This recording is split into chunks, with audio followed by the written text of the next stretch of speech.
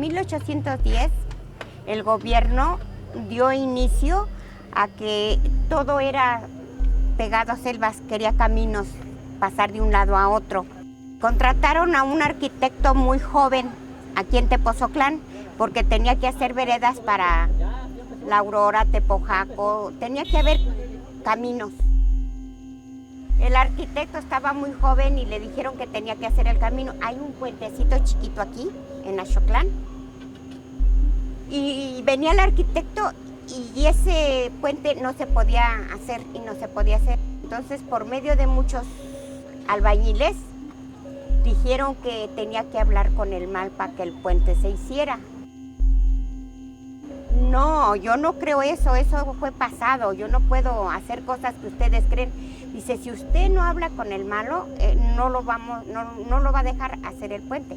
Usted tiene que hablar con el malo. Y dijo, no, se resistía a no hacer ese puente. Resulta de que lo emborracharon al arquitecto y se lo trajeron. Aquí en Axotlán había una cueva y una piedra muy grandota.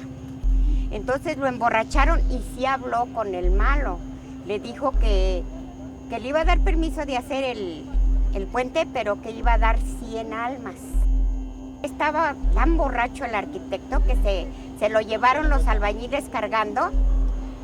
Y él pensó que era nada más su imaginación por su borrachera. Pero sí había sido cierto que había hecho un pacto con el malo. Dijeron, ¿qué pasó? ¿Qué habló con el...? Yo, tan locos, yo no he hablado con nadie. Dice, usted habló con él, dice, no, estaba tan tomado que no se dio cuenta de la magnitud de lo que había hablado. Pero el demonio le dijo, quiero 100 almas que me des, pero tal fecha vamos a cerrar contrato. Él en la mente pensó que no era verdad, que en sus borracheras más había sido una cosa pasajera. Oh, no, que lo vuelven a emborrachar porque ya se había acercado la fecha que ya él iba a firmar para que se hiciera el puente. Resulta que otra vez los albañiles lo emborracharon, pero hasta las chanclas, y se lo trajeron a la cueva para que hablara con el malo. Pero en eso de que venían, él se puso muy pesado en su borrachera.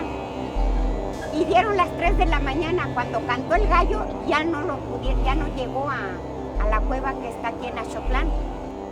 Resulta de que no se hizo el pacto. En ese puente han muerto ya casi 25 personas.